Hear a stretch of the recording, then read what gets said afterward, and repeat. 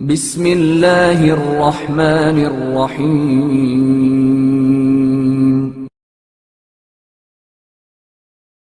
امام محمد تقی علیہ السلام اور زلزلہ روکنے کا عمل۔ علی ابن مہزیار اہواز کے باشندے امام محمد تقی علیہ السلام کے دور کے نہایت ہی زاہد و پارسا فقیہوں میں سے ایک تھے، اور اہواز میں آپ علیہ السلام کے نمائندے، وکیل اور وہاں کے باشندوں کے امور کے نگراں تھے۔ علی ابن مہزیار کا کہنا ہے کہ اہواز میں اکثر و بیشتر زلزلے آتے رہتے تھے۔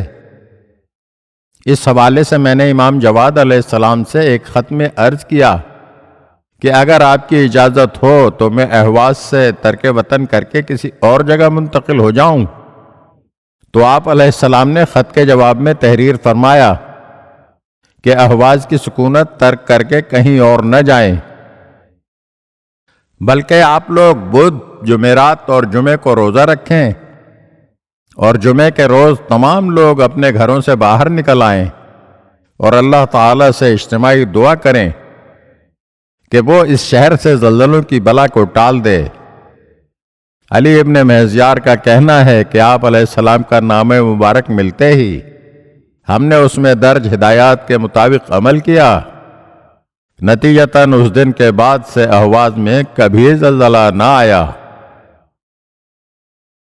اگر آپ ہمارے چینل کی نئی ویڈیوز دیکھنا چاہتے ہیں تو ہمارے چینل کو سبسکرائب کریں اور گھنٹی کے بٹن کو دبائیے تاکہ ہر آنے والی ویڈیو آپ کو جلد موصول ہو سکے، اور ہاں، لائک اور شیئر ضرور کیجیے اور اپنے قیمتی کمنٹ سے ہمیں آگاہ کیجیے۔ شکریہ۔